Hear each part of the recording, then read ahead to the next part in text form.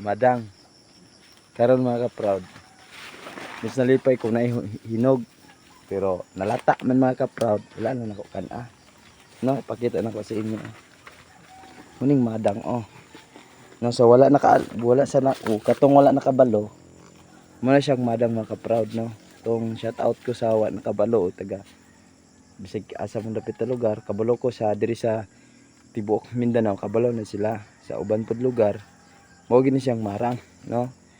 Muna siyang madang dito sa amo ang lugar sa diri sa Mindanao o diri sa amoa sa Mantikaw. Muna siyang madang. Ulitin ko lang, ang katong po nakabalo, way labot diri sa Mindanao, no? Diri sa amoa gyud kay kabalo naman sila diri ang uban. Ang uban po do po nakabalo. Muna siyang madang, no? No, mao na siyang madang no. Na siya nalata. Luton ta ko abi na kog makakaong ko di ay. Pos karon mao na po ni siya ang iyang unod no. Kato hinog man to natagak sa diri sa punuan. Mao po ning unod o bisag tagagawa siguro. Taga ibang bansa no. Basta tagagawa sa sod no. Sa mo kabalo mao na siyang madang. Ang tawag diri na mo marang or wa ko kabalo kung unsa English ani no. O kabalo. Mao na siyang punuan no. Mao na siyang punuan jud mga ka-proud. Pero diri gid mga ka-proud gamay ra siya unod, mao ra siguro unod ako nakita diri. Pero dudto sa mo andoon sa balay daghan siya unod pero wala na ko i-vlog kay kuan man alang-alang ra man pud kaayo.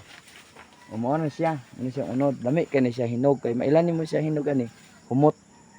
Og basag asa pud ka aning lugar kung basag asa gid ka na mo lakaw basta makita ka aning naunora.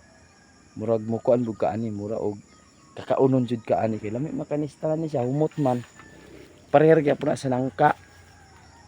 Ang kuan na siya dili na siya nimo matago. Kitaan bina nimo bisag asa. Maghangad ka kay humot man na siya mo alisgaw man ayang ka. Humot sa nangka ug marang. No, mao man na siya gyud halinon kina diri sa moong lugar. Na madang talag sarap pud kay unod karong panahon na. No? Maura jud to. No. Kuan marang. Ug maura ka to mga kaparod no. Mayong buntag sa inyong tanan. Thank you.